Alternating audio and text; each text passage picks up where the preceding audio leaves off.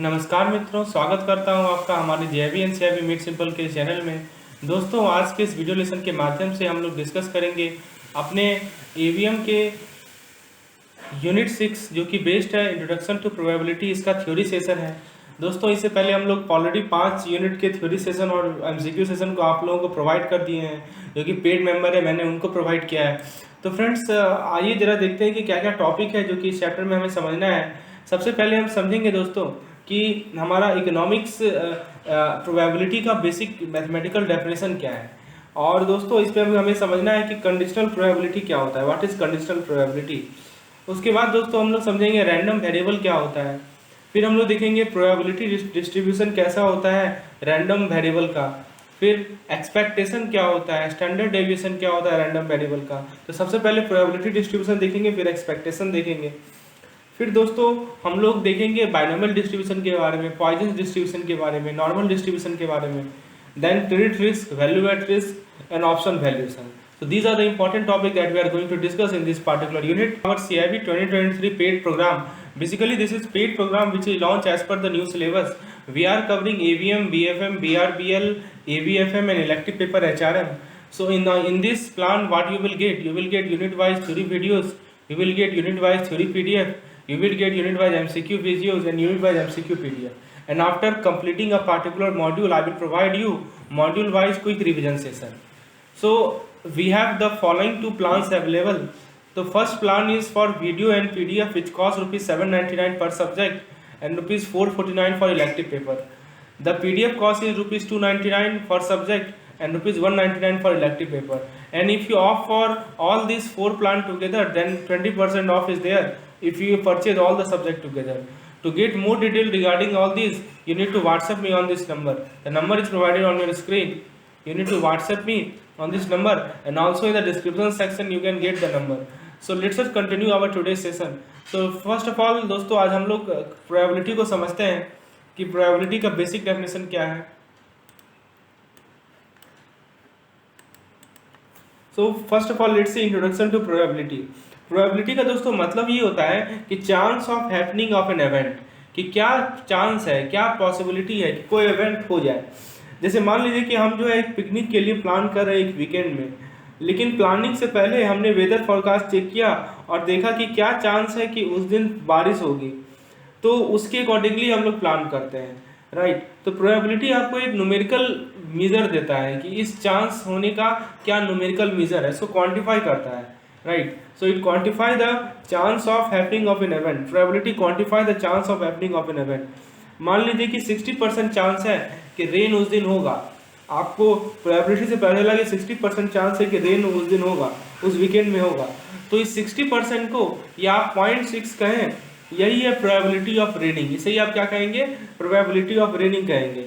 तो आपको प्रोबेबिलिटी के कंसेप्ट को समझने से पहले आपको 3 चीज समझना पड़ेगा। पहला फैक्टोरियल, दूसरा कॉम्बिनेशन, तीसरा परमुटेशन। बहुत ही इंपॉर्टेंट चीज है, ध्यान से समझिएगा एक एक पॉइंट को।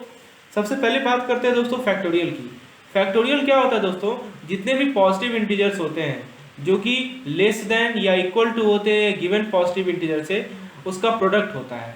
जैसे मान लीजिए कि कोई इंटीजर है, उसका फैक्टोरियल को कैसे शो करते हैं हम लोग, पहले तो इंटीजर को लिख देना है और उसके बाद एक एक्सक्लामेशन पॉइंट दे देना है। जैसे मान लीजिए कि फैक्टोरियल 5 आप लिखना चाह रहे हैं, तो पहले आप 5 लिख दीजिए, उसके बाद एक्सक्लामेशन पॉइंट डाल दीजिए। तो ये किसका साइन है, ये साइन है फैक्टोरियल का। इसे हम लोग क्या रीड करेंगे, इसे हम लोग रीड करेंगे फैक्टोरियल 5। क्लियर है। अब दोस्तों फैक्टोरियल 5 का मीनिंग क्या होता है, मैंने आपको डेफिनेशन में बताया ना, product of all positive integer which are less than और equal to given positive integer. जैसे मान लीजिए कि आपको फैक्टोरियल 5 का वैल्यू निकालना है, तो आपका इंटीजर क्या है, 5 है, तो आपको बताना है कि 5 से नीचे, 5 से छोटा कौन कौन सा इंटीजर है, पॉजिटिव इंटीजर है। पॉजिटिव इंटीजर तो पहला होगा 1, दूसरा होगा 2, तीसरा होगा 3, फिर 4 और 5 भी होगा, ठीक है। इक्वल टू भी है, खाली ऐसा नहीं कि लेस देन, इक्वल टू भी है, और फिर सबको क्या कर देना है, मल्टीप्लाई कर देना है। तो यही मतलब है फैक्टोरियल का। क्लियर है। तो जब आप सबको मल्टीप्लाई करेंगे तो कितना मिलेगा, 120 मिलेगा। इसी तरह मान लीजिए कि आपसे हम पूछे कि बताओ 6 फैक्टोरियल का वैल्यू कितना होगा, तो आप क्या कीजिएगा कि 6 को लेकर और 6 से नीचे जितने भी इंटीजर है, पॉजिटिव इंटीजर है, उसको लेना है और मल्टीप्लाई करना है। तो 6 से नीचे कितने पॉजिटिव इंटीजर है, तो 6 खुद है, 6 को भी लेना है, 5, 4 3 2 1 और फिर सबको क्या करना है, मल्टीप्लाई। हमें केवल पॉजिटिव इंटीजर को लेना है, तो कितना हो जाएगा 120 इंटू 6 यानी 720। तो दोस्तों ये हमारा फैक्टोरियल 6 का वैल्यू है। तो आपका समझ में आया दोस्तों फैक्टोरियल कैसे निकालते हैं। जैसे मान लीजिए फैक्टोरियल 10 है तो 1 into 2 into 3 into 4 into 5 into 6 into 7 into 8 into 9 into 10। तो कोई भी फैक्टोरियल रहे तो आपको उसके नीचे जितने भी इंटीजर्स हैं और वो इंटीजर को खुद लेकर सबको मल्टीप्लाई करके जो वैल्यू आएगा वही होता है फैक्टोरियल का वैल्यू। कंसेप्ट क्लियर है दोस्तों, अच्छी बात है। अब दोस्तों इसको जनरलाइज कर सकते हैं ना। आप इसे जनरलाइज कैसे करेंगे दोस्तों, आप लिख सकते हैं कि फर्स्ट एन नेचुरल नंबर का जो प्रोडक्ट होता है वही होता है हमारा फैक्टोरियल एन। वही मैंने आपको बताया ना कि पहले एन नेचुरल नंबर का जो प्रोडक्ट होगा वही होता है फैक्टोरियल एन। याद रखिएगा फैक्टोरियल हमेशा इंटीजर का होता है, कभी भी डेसिमल का फैक्टोरियल नहीं होता है। और इसको डिनोट किया जाता है फैक्टोरियल एन बराबर n into n minus 1 into n minus 2 into dot dot dot dot 2 into 1, क्योंकि लास्ट 1 जो है सबसे स्मॉलेस्ट पॉजिटिव इंटीजर है, राइट। तो दोस्तों आपको फैक्टोरियल का मीनिंग समझ में आ गया। ये जनरल फॉर्मूला है फैक्टोरियल का, ठीक है। आप n का वैल्यू कुछ भी ले लें, 5 ले लें, 4 ले लें, 3 ले लें, उसके अकॉर्डिंगली आप इस फॉर्मूले से आंसर ला सकते हैं। चलिए अब दोस्तों आपको जो मैंने अभी फॉर्मूला बताया, ठीक है, इसको आप ऐसे भी शो कर सकते हैं। एक तो तरीका है दोस्तों कि फैक्टोरियल n, ठीक है, उसको आप ऐसे भी लिख सकते हैं फैक्टोरियल n बराबर n into n minus 1 into dot dot dot dot dot n minus r plus 1 into n minus r. अभी r क्या है, r एक इंटीजर है। r क्या है दोस्तों, r एक दूसरा इंटीजर है और r जो है वो n से छोटा है, ठीक है। r क्या है दोस्तों, n से छोटा है। तो दोस्तों r जो है क्या है, n से छोटा है। तो ये फॉर्मूला को ऐसे भी रिप्रेजेंट किया जा सकता है। तो दोस्तों आपसे सवाल ये नहीं पूछा जाएगा कि फॉर्मूला क्या, आपको वैल्यू निकालना आना चाहिए, ठीक है। So there are 2 formulas for representing factorial n. दोस्तों आपसे यदि पूछा जाए कि बताओ 0 का फैक्टोरियल कितना होगा, तो बताइएगा कि 0 का फैक्टोरियल 1 होता है और 1 का फैक्टोरियल तो 1 होगा ही होगा, ठीक है। तो आपने नोटेशन देख लिया फैक्टोरियल का, फैक्टोरियल होता क्या ये समझ लिया और कैसे फैक्टोरियल निकाला जाता है ये भी आपने समझ लिया। तो पहला चीज तो आपने समझ लिया, प्रोबेबिलिटी निकालने के लिए जो पहली चीज होती है फैक्टोरियल निकालना, वो आपने समझ लिया। अब हम लोग बात करते हैं अपनी सेकेंड और थर्ड चीज को, जो है परमुटेशन एंड कॉम्बिनेशन। आइए जरा परमुटेशन को समझते हैं। परमुटेशन दोस्तों क्या होता है कि आपके सामने जो ऑब्जेक्ट्स हैं उसको आप अरेंज कर रहे हैं, in which order is the priority, जिसमें ऑर्डर प्रायोरिटी पे रहता है, किस ऑर्डर में रख रहे हैं वो बहुत इंपॉर्टेंट है। तो परमुटेशन एक ऐसा अरेंजमेंट है ऑब्जेक्ट का जहाँ पे ऑर्डर एक प्रायोरिटी होता है। तो दोस्तों परमुटेशन का नोटेशन क्या है, परमुटेशन का नोटेशन है P-N-R, और या एन ऐसे लिख सकते हैं N-P-R, ऐसे लिखा जाता है दोस्तों, ठीक है। और ऐसे भी लिख सकते हैं P-N-R। तो these are the 2 notation for permutation. तो ये क्या शो कर रहा है, what is n, what is r। तो दोस्तों n और r इंटीजर्स है, n और r क्या है, इंटीजर्स है। और ये क्या शो कर रहा है कि number of permutation of n things when r thing are selected at a time. यानी दोस्तों ये आपको ये बता रहा है कि n थिंग का कितना परमुटेशन होगा जब r थिंग को आप एक बार में सेलेक्ट कर रहे हैं, ठीक है। इसको हम एग्जांपल से क्लियर करेंगे। मैं फिर से रिपीट कर दूं, n का permutation taking r eight a time, ये हमारा कहलाता है NPR। तो दोस्तों मान लीजिए कि 3 थिंग, इसको मैं आपको एग्जांपल समझाता हूं दोस्तों। अब दोस्तों यहाँ पे परमुटेशन और कॉम्बिनेशन 2 शब्द है, दोनों में फंडामेंटल डिफरेंस क्या है, वो फंडामेंटल डिफरेंस है ऑर्डर ऑफ ऑब्जेक्ट, ठीक है। तो परमुटेशन में क्या होता है दोस्तों कि जो ऑर्डर ऑफ ऑब्जेक्ट होता है वो बहुत इंपॉर्टेंट होता है। अरेंजमेंट जब भी होगा ना वो एक प्रॉपर ऑर्डर में होगा, ठीक है। और कॉम्बिनेशन में क्या होता है कि ऑर्डर इररिलेवेंट होता है। तो मैं क्या बता रहा हूं दोस्तों, परमुटेशन में ऑर्डर बहुत इंपॉर्टेंट है, कॉम्बिनेशन में ऑर्डर इररिलेवेंट है, ठीक है। तो परमुटेशन का नोटेशन मैंने आपको बताया P अंडर ब्रैकेट N-R या NPR, जैसा भी आप शो करें। तो अब मान लीजिए कि 3 चीज है ABC, तो आपको बताना है कि क्या परमुटेशन है of 3 thing taking 2 at a time. तो यहाँ पे n क्या हो गया आपका 3, r क्या हो गया आपका 2, तो इसका नोटेशन क्या हो जाएगा P 3,2। जैसे मैंने आपको बताया P N,R, n यहाँ पे 3 है, r यहाँ पे 2 है। n क्या होता है, नंबर ऑफ ऑब्जेक्ट्स होते हैं, r क्या होता है, एक बार में कितने को लेना है। डिफरेंस क्लियर है ना। एक तो ऐसे लिख सकते हैं या इसको आप 3P2 भी लिख सकते हैं। तो डिपेंड करता है कि आप दोनों नोटेशन में से किसी को भी लिख सकते हैं, P32 और 3P2। दोस्तों 3P2 यहाँ पे ऐसे लिखा हुआ है, this is shown like this 3P2। तो समझ में आया। अब इसका मतलब समझिए, 3P2 का मतलब क्या हुआ कि आपके पास यदि 3 चीज है उसको आप दो दो एक बार में दो लेकर 3p2 वे में अरेंज कर सकते हैं। अब मैं आपको समझाता हूं दोस्तों। जैसे देखिए ABC, सबसे पहले आप AB ले लेंगे, फिर आप AC ले लेंगे, ठीक है। फिर आप दोस्तों मैंने क्या बताया था, परमुटेशन में ऑर्डर इंपॉर्टेंट होता है। तो आप यदि BA लेंगे और AB, इसका उसका अपोजिट क्या होगा, BA, पहले B ले ले फिर A ले ले, इसका अपोजिट क्या होगा, C फिर A। दोस्तों यही मतलब है कि A और B और A अलग चीज है, ऑर्डर यहाँ इंपॉर्टेंट है। यहाँ पे पहले A आ रहा है, यहाँ पहले B आ रहा है, तो ये अलग है और ये अलग है। समझ में आ रहा है आपको, यही मैं समझाना चाह रहा था। ऑर्डर इंपॉर्टेंस का क्या मीनिंग है आपको मैं समझाना चाह। और कोई तरीका है क्या, बताइए तो, और कोई तरीका है जिसके तरह हम रिप्रेजेंट कर सकें। तो ए भी बता दिया, AC BC हो सकता है, BC भी हो सकता है ना, इसका अपोजिट क्या होगा, CB। तो ये 6 तरीका है। तो दोस्तों आप 3p2 का वैल्यू बताइए तो, 3p2 का वैल्यू कैसे निकालिएगा, अभी मैं आपको बताऊंगा दोस्तों। ये तो रिप्रेजेंटेशन है, ये 3p2 का वैल्यू कैसे निकलता है वो भी मैं आपको बताता हूँ। अभी आपको प्रैक्टिकली समझ में आ रहा है कि हो क्या रहा है यहाँ पे। प्रैक्टिकली हम क्या कर रहे हैं कि हमारे पास 3 नंबर है ABC, ठीक है। हमने क्या किया कि इस 3 नंबर में से एक समय पे 2 को सेलेक्ट किया और देखा कि कितने तरह से हम अरेंज कर सकते हैं, राइट। तो हमने देखा कि AB हो सकता है या BA हो सकता है, AC हो सकता है या CA हो सकता है, BC हो सकता है या CB हो सकता है। तो 6 तरीका है, हम इस तरह से अरेंज कर सकते हैं। तो मतलब क्या हुआ, नंबर ऑफ परमुटेशन कितने हो गए, 6 हो गए, ठीक है। चलिए, तो दोस्तों आपको मैंने समझा भी दिया कि कौन कौन से 6 तरीके होंगे। तो दोस्तों यहाँ पे एक चीज समझिए कि PNR का फॉर्मूला क्या होता है, ठीक है। What is the formula for PNR। तो PNR का फॉर्मूला होता है, PNR का सॉरी NPR, मैं यहाँ गलत लिख रहा हूँ, let me right it correct, this is not PNR, this is NPR। तो NPR का फॉर्मूला होता है दोस्तों factorial N upon factorial N minus R, ठीक है। This is the general formula for permutation, ठीक है। अभी जैसे एग्जांपल के तौर पर लेते हैं, जैसे अभी हमने 3p2 निकाला था, तो यहाँ पे n क्या हो गया 3 और n माइनस r क्या है आपका 2, तो क्या हो जाएगा 3 माइनस 2 का फैक्टोरियल, तो क्या हो जाएगा 3 फैक्टोरियल अपॉन 1 फैक्टोरियल। 3 फैक्टोरियल कैसे निकालते हैं, मैंने बताया था ना कि 3 को लेकर और 3 से नीचे जितने भी इंटीजर है सबको गुणा कर लीजिए, 1 इंटू 2 इंटू 3, और फैक्टोरियल 1 कितना होता है 1। तो देखिए ये भी 6 दे रहा है ना आंसर। तो चाहे आप प्रैक्टिकली निकाले या फॉर्मूला से निकाले, आंसर आपका एक ही आएगा, तो आंसर 6 आएगा। तो फॉर्मूला आपको समझ में है ना, NPR is equal to factorial N upon factorial N minus R, ठीक है, समझ में आ गया। चलिए अब जरा हम लोग बात करते हैं दोस्तों कॉम्बिनेशन की। कॉम्बिनेशन का जो नोटेशन होता है वो होता है CNR, परमुटेशन का होता है PNR और कॉम्बिनेशन का होता है CNR। CNR को आप NCR से भी डिनोट कर सकते हैं, ठीक है। अब इसका मतलब समझते हैं, इसका NCR का क्या मतलब है दोस्तों।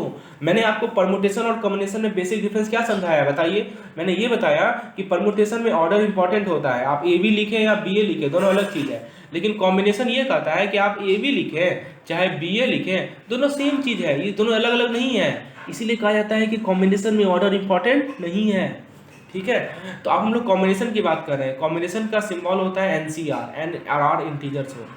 यहाँ पे दोस्तों क्या मतलब होता है कि आप यहाँ सेलेक्ट कर रहे होते हैं, परमुटेशन में आप अरेंज कर रहे होते हैं। परमुटेशन का मतलब है अरेंजमेंट, कॉम्बिनेशन का मतलब है सिलेक्शन।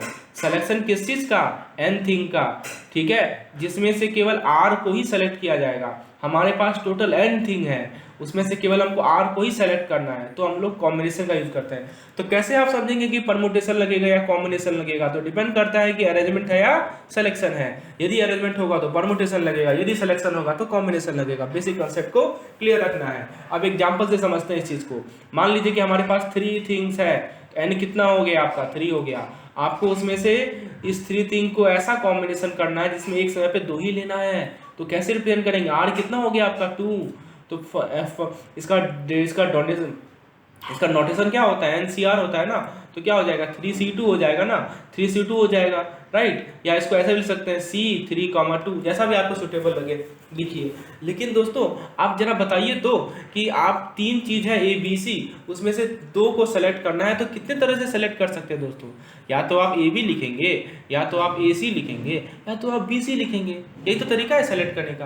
अब आप पूछेंगे कि BA तो हो सकता है, लेकिन दोस्तों BA हो सकता है, लेकिन कॉम्बिनेशन का मतलब ये है कि ऑर्डर यहाँ पे इंपॉर्टेंट नहीं है। आप A को पहले लिखें या B को पहले लिखें, बात बराबर है एज पर कॉम्बिनेशन। तो 3 ही तरीका है ना दोस्तों, तो इसका आंसर हो जाएगा 3। That means combination of 3 thing taking 2 at a time is equal to 3। समझ में आ गया दोस्तों कॉम्बिनेशन क्या है। चलिए, तो आपको मैं फॉर्मूला बता देता हूँ एनसीआर का। एनसीआर का फॉर्मूला होता है factorial n upon factorial r into n minus r का फैक्टोरियल। तो जैसे मान लीजिए कि 3 से 2 आप निकालेंगे तो क्या हो जाएगा, factorial 3 upon factorial 2 under bracket 3 minus 2 का फैक्टोरियल।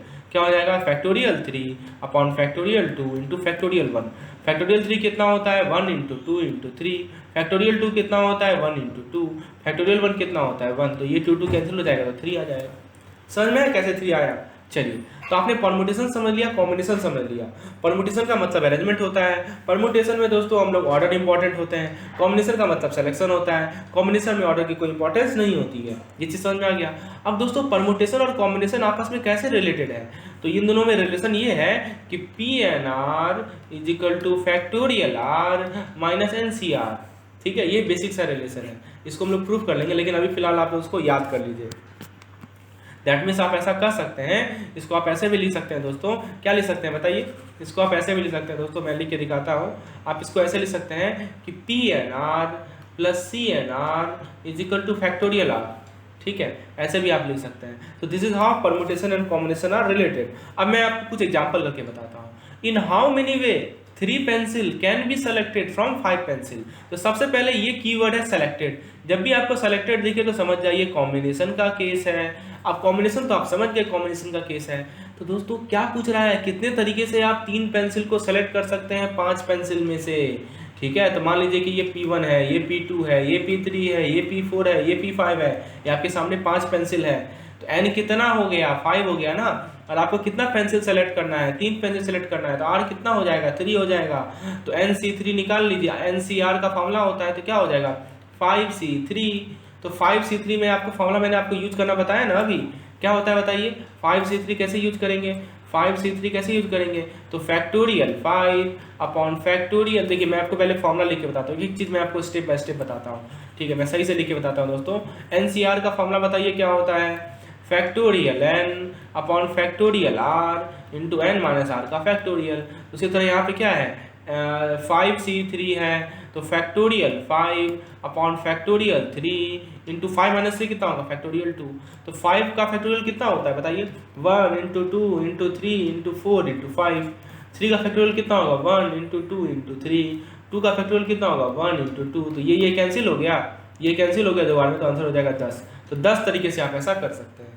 तो बेसिक कंसेप्ट क्लियर है, तो आप इस तरह के क्वेश्चन को सॉल्व कर पाएंगे। आइए नेक्स्ट क्वेश्चन देखते हैं। एग्जाम्पल नंबर 2 है कि आपके सामने एक ग्रुप है 7 लड़कों का और 6 लड़कियों का, जिसमें से 3 लड़के और 4 लड़कियां को आपको सेलेक्ट करना है। फिर से सेलेक्ट करना है, जब भी ये वर्ड दिखे समझ जाइए कॉम्बिनेशन है। ठीक है, तो 7 लड़कों में से और 6 लड़कियों में से 3 लड़का और 4 लड़के, सॉरी हाँ 4 गर्ल्स आपको सेलेक्ट करना है। मैं इसे थोड़ा इरेज करके लिख देता हूँ सही तरीके से। ठीक है, तो 7 बॉयज़ एंड 6 गर्ल्स में से 3 बॉयज़ एंड 4 गर्ल को सेलेक्ट करना है। कितने तरीके से ये कर सकते हैं, आप बताइए कैसे सॉल्व करेंगे इसको।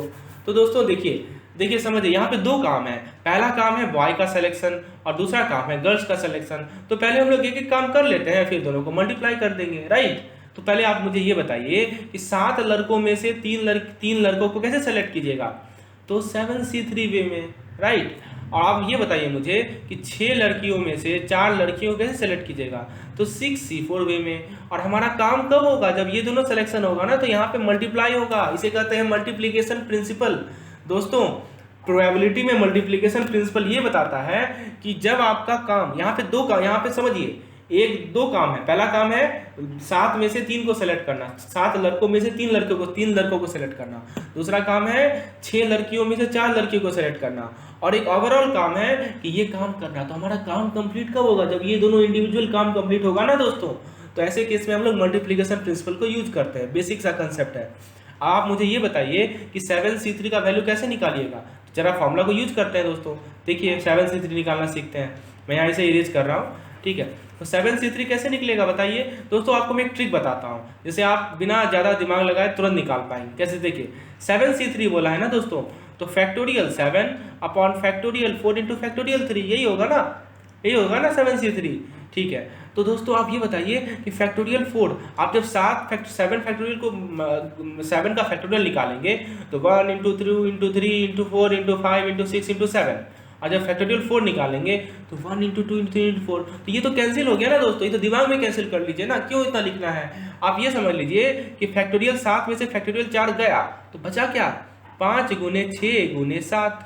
अच्छा फैक्टोरियल 3 को क्या लिखेंगे, 1 इंटू 2 इंटू 3, तो ये कैंसिल हो गया, कितना बचा, 5 7 जा 35, तो इसका वैल्यू आ गया आपको 35। ठीक है, अब जरा बता 6C4 निकालते हैं। अब बताइए 6C4 कैसे निकाला जाएगा, तो अभी आपको मैं समझाता हूँ 6C4 कैसे निकालते हैं हम लोग। तो यहाँ लिख दीजिए 6C4, ऊपर लिख दीजिए फैक्टोरियल 6, नीचे लिख दीजिए फैक्टोरियल 2, फिर लिख दीजिए फैक्टोरियल 4। खुद सोचिए, फैक्टोरियल 6 में से फैक्टोरियल 4 जाएगा तो क्या बचेगा, 6 इंटू 5 बचेगा, और नीचे क्या बचेगा, 1 इंटू 2 बचेगा, तो कितना हो जाएगा, 15 हो जाएगा। तो कितना हो जाएगा, 35 इंटू 15, राइट। तो ये आपका हो जाएगा 525 ways. So there are 525 ways, 525 तरीके हैं जिससे आप लोग 4 लड़कियां और 3 लड़के को सेलेक्ट कर सकते हैं। चीज़ें आपको क्लियर है, वेरी गुड। तो ऐसे हम लोग प्रॉब्लम सॉल्व करेंगे। अब हम लोग आते हैं रैंडम एक्सपेरिमेंट और ट्रायल पे। तो अभी जो हमने दोनों एग्जाम्पल देखा, दोनों में कॉम्बिनेशन था। व्हाट इज रैंडम एक्सपेरिमेंट, एक ऐसा ऑपरेशन या एक ऐसा एक्सपेरिमेंट जो कि आइडेंटिकल कंडीशन में कंडक्ट किया गया हो और which has a number of possible outcome, is called random experiment और ट्रायल। मतलब क्या कर रहा है दोस्तों कि मान लीजिए कोई ऑपरेशन है वो आइडेंटिकल कंडीशन में कंडक्ट किया गया हो और जिसके पास नंबर ऑफ पॉसिबल आउटकम्स हो, उसे हम लोग रैंडम एक्सपेरिमेंट या ट्रायल करते हैं। एग्जाम्पल के तौर पर tossing a coin, throwing a dice, selecting a card from pack of card. तो ये सभी हमारे रैंडम एक्सपेरिमेंट है क्योंकि ये सभी ऑपरेशन आइडेंटिकल कंडीशन में किए जाते हैं। ठीक है, तो दोस्तों अब हम लोग सैंपल स्पेस को समझते हैं। जो भी पॉसिबल आउटकम्स होता है उसका जो सेट होता है, ठीक है, उसे ही कहते हैं सैंपल स्पेस। और सैंपल स्पेस के जो एलिमेंट्स होते हैं उसे कहते हैं सैंपल पॉइंट। एग्जाम्पल समझते हैं। सैंपल स्पेस को कैसे डिनोट किया जाता है, कैपिटल एस से। सैंपल स्पेस को हम लोग कैपिटल एस से डिनोट करते हैं। तो आप मान लीजिए कि हम लोग एक एग्जाम्पल लेते हैं, जैसे मान लीजिए कि थ्रोइंग अ कॉइन, एक सिक्का को उछालना है, तो कितना सैंपल स्पेस हो सकता है। सैंपल स्पेस क्या होता है, जितने पॉसिबल आउटकम है उनका सेट। तो सेट को ऐसे शो करते हैं। अब आप मान लीजिए कि सिक्का को उछालिएगा तो या तो हेड आएगा या टेल आएगा, तो ये हमारा सैंपल स्पेस हो गया, एच और टी। ठीक है, अब मान लीजिए कि कोई डाइस को थ्रो कर रहा है, तो डाइस को थ्रो कर रहा है तो बताइए उसमें सैंपल स्पेस क्या होगा। तो डाइस को थ्रो करेगा तो 1 आएगा या 2 आएगा या 3 आएगा या 4 आएगा या 5 आएगा या 6 आएगा। तो ये हमारा सैंपल स्पेस हो गया किस केस में, डाइस को थ्रो करने वाले केस में। ठीक है, और दोस्तों सैंपल पॉइंट कौन सा है, तो ये 1 सैंपल पॉइंट है, ये 2 सैंपल पॉइंट है, ये 3 सैंपल पॉइंट है, ये 4 सैंपल पॉइंट है। कहने का मतलब सैंपल स्पेस के जितने भी एलिमेंट्स होते हैं वो सैंपल पॉइंट्स कहलाते हैं। जैसे इस केस में H सैंपल पॉइंट है, T सैंपल पॉइंट है। क्लियर है। अब कितने सैंपल पॉइंट हैं इसको हम लोग शो करते हैं NS से। NS मतलब नंबर ऑफ सैंपल पॉइंट्स। जैसे इस केस में कितने सैंपल पॉइंट्स है, तो 6 है, तो हम लोग लिखेंगे NS इज इक्वल टू 6। इस केस में कितने सैंपल पॉइंट्स है, तो 2 है, तो आप लिखेंगे NS इज इक्वल टू 2। दोस्तों मैं फिर से समझा दूं, फिर से समराइज कर दूं।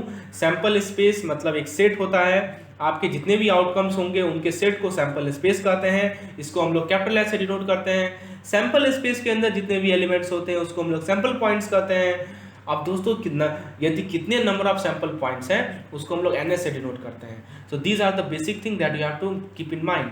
ठीक है, चलिए अब हम लोग सेकंड बात करते हैं इवेंट की। इवेंट क्या होता है, तो सैंपल स्पेस का जो सबसेट होता है उसे हम लोग इवेंट कहते हैं। जैसे मान लीजिए कि S सैंपल स्पेस है और A उसका सबसेट है, तो दोस्तों उसको हम लोग क्या कहेंगे, उसको हम लोग कहेंगे A is a subset. Subset का सिंबल ऐसा होता है ना, पता है ना आपको, A is a subset of S। ठीक है, तो A कहलाएगा हमारा इवेंट। तो किसी भी सैंपल का सबसेट को हम लोग इवेंट कहते हैं। Please remember this is very important point.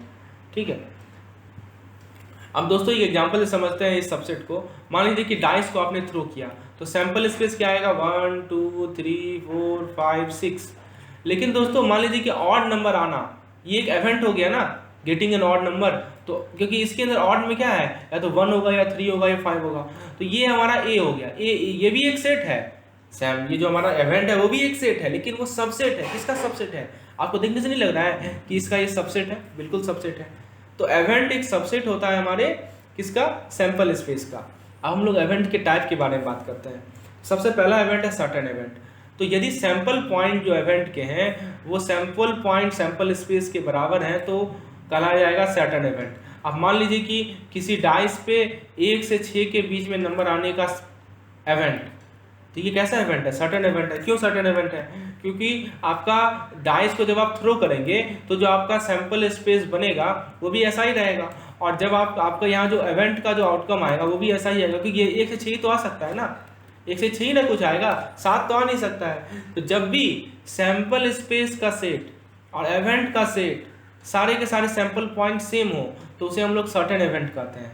ठीक है, आइए हम लोग नेक्स्ट इवेंट की बात करते हैं, इम्पॉसिबल इवेंट। इम्पॉसिबल इवेंट मतलब कि एक ऐसा इवेंट जो कि हो ही नहीं सकता है, ठीक है, या जिसका कोई फेवरेबल आउटकम नहीं होता है, उसे हम लोग इम्पॉसिबल इवेंट कहते हैं। तो इसको हम लोग नल सेट से डिनोट करते हैं। तो ये सिंबल का मतलब है नल, तो इसे हम लोग कहते हैं इम्पॉसिबल इवेंट। मान लीजिए एग्जांपल के तौर पर एक डाइस पे 7 आने का प्रोबेबिलिटी, ये तो इम्पॉसिबल इवेंट है, 7 आएगा ही नहीं आएगा, राइट। तो इसे हम लोग इम्पॉसिबल इवेंट कहते हैं, और इसको हम लोग इसको फाई कहा जाता है, फाई से डिनोट किया जाता है। फिर नेक्स्ट आता है दोस्तों हमारा mutually exclusive event. Mutually exclusive event क्या होता है? म्यूचुअली एक्सक्लूसिव इवेंट का मतलब दो इवेंट को म्यूचुअली एक्सक्लूसिव तब कहते हैं कि यदि एक का हैपनिंग, एक के कारण एक यदि हो गया तो वो दूसरे के होने को रोक देता है, ठीक है। दैट इज नो टू और more of them can happen together, मतलब 2 या 2 से ज़्यादा एक साथ नहीं हो सकते हैं एक ही ट्रायल में। एग्जाम्पल के तौर पर आप ले लीजिए कि आपने एक कॉइन को टॉस किया तो हेड और टेल के आने का, ये दोनों म्यूचुअली एक्सक्लूसिव है। क्यों? क्योंकि दोस्तों ऐसा तो हो नहीं सकता कि हेड भी आ जाए और टेल भी आ जाए, राइट। दोनों में से एक ही आ सकता है एक समय में। तो इवेंट म्यूचुअली एक्सक्लूसिव तब कहलाता है कि एक यदि हो गया तो दूसरा नहीं हो सकता है, राइट, या दोनों एक साथ नहीं हो सकते हैं। तो मान लीजिए कि ए और बी म्यूचुअली एक्सक्लूसिव इवेंट है, तो ए देखिए इसका सिंबल है ये, ठीक है, इसको फाई से नोट किया जाएगा, ठीक है। ए इसको कहा जाता है दोस्तों इंटरसेक्शन, इसको कहा जाता है यूनियन, ठीक है, ये सैंपल का नोटेशन है। तो A intersection B is equal to five, मतलब कोई ऐसा कोई आपको सेट ही नहीं, सैंपल पॉइंट ही नहीं मिलेगा जो कि ए और बी दोनों में कॉमन हो, ठीक है।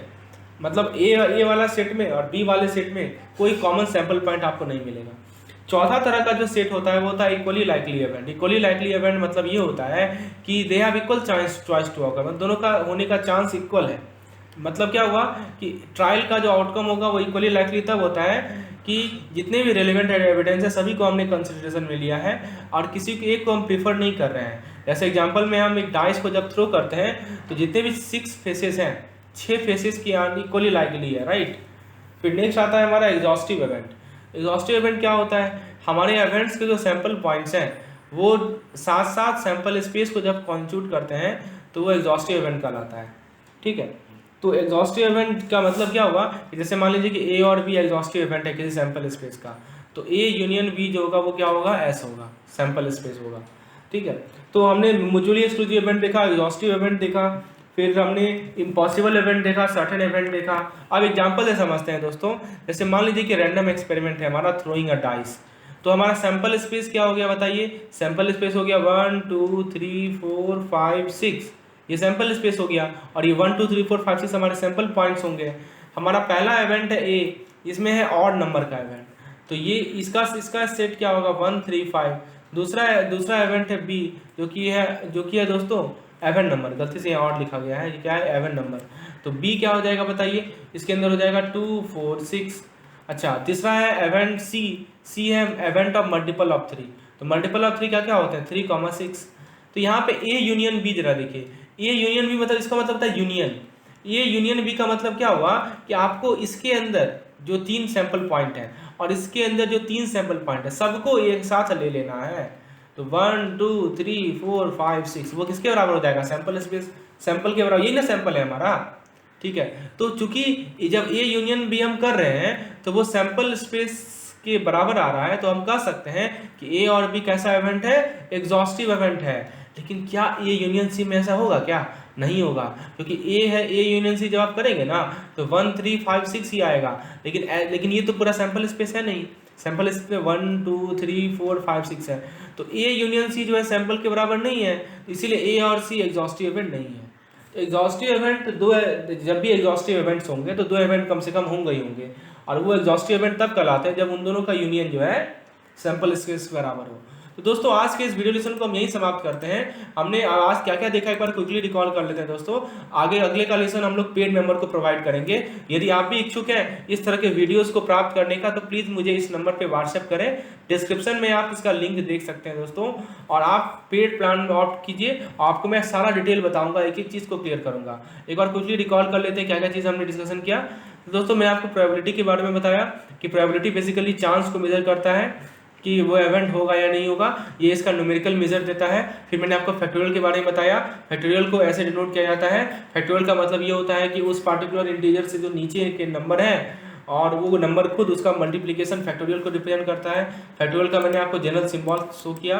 फिर दोस्तों मैंने परम्यूटेशन के बारे में बताया। परम्यूटेशन का मतलब अरेंजमेंट होता है। परम्यूटेशन का मतलब दोस्तों आप परमुटेशन जब भी करते हैं तो ऑर्डर का इंपॉर्टेंस होता है। दूसरा कॉम्बिनेशन होता है। कॉम्बिनेशन का मतलब सिलेक्शन होता है। कॉम्बिनेशन जब करते हैं तो ऑर्डर की इंपॉर्टेंस नहीं होती है।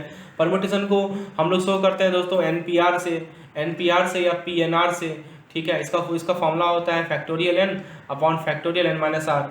और यदि हम कॉम्बिनेशन की बात करें तो उसको एनसीआर से डिनोट करते हैं या सीएनआर से डिनोट करते हैं। और इसका फॉर्मूला होता है factorial n upon factorial r into factorial n minus r. तो मैंने आपको एग्जांपल समझाया कि परमुटेशन कहाँ लगेगा, कॉम्बिनेशन कहाँ लगेगा, ठीक है। उसके बाद दोस्तों मैंने आपको दोनों में रिलेशनशिप बताया कि यदि आप एनपीआर और प्लस एनसीआर कर लेंगे तो फैक्टोरियल आर मिलेगा। तो इस तरह से दोनों आपस में कोरिलेटेड है। उसके बाद दोस्तों मैंने आपको बताया रैंडम एक्सपेरिमेंट क्या होता है, ट्रायल क्या होता है, सैंपल स्पेस क्या है, सैंपल पॉइंट क्या है। सैंपल स्पेस सेट को कहते हैं, जितने भी पॉसिबल आउटकम्स हैं उन सभी के सेट को सैंपल स्पेस कहते हैं। और सैंपल स्पेस के अंदर जितने भी एलिमेंट्स हैं उनको सैंपल पॉइंट्स कहते हैं। फिर दोस्तों एनएस जो ये सिंबल है एनएस, ये एनएस बताता है आपको कि नंबर ऑफ सैंपल पॉइंट्स, कितने सैंपल पॉइंट्स हैं, ठीक है। तो वो आपको बताता है, एनएस बताता है आपको नंबर ऑफ सैंपल। दोस्तों हमारे वीडियो लेक्चर में आपको इसी तरह से क्विक रिवीजन मिलेगा।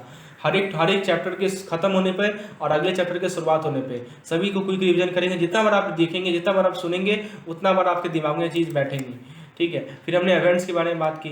इवेंट्स दोस्तों एक सबसेट होता है सैंपल का। सर्टेन इवेंट्स क्या होता है, मतलब यदि सैंपल पॉइंट्स का जो सैंपल पॉइंट्स जो भी हैं वो दोस्तों सैंपल स्पेस के बराबर है तो सर्टेन इवेंट कहलाता है। इम्पॉसिबल इवेंट मतलब कि जो हो ही नहीं सकता है, ठीक है, उसको नल सेट से डिनोट करते हैं। म्यूचुअली एक्सक्लूसिव इवेंट का मतलब वैसा दो इवेंट जिसमें दोस्तों जिसमें दोनों एक साथ नहीं हो सकते हैं उसे म्यूचुअली एक्सक्लूसिव इवेंट कहते हैं। इक्वली लाइकली इवेंट मतलब ये होता है कि दोनों का इक्वल चांस होता है होने का। और एग्जॉस्टिव इवेंट मतलब ये होता है कि sample points of event taken together constitute the sample space. तो दोस्तों ये सभी पॉइंट्स आज हमने डिस्कशन किए। आगे हम लोग कॉम्प्लीमेंट्री इवेंट और नेक्स्ट पॉइंट सभी जी को डिस्कस करेंगे नेक्स्ट वीडियो में, that which will be provided to paid member. Thank you for listening this lecture.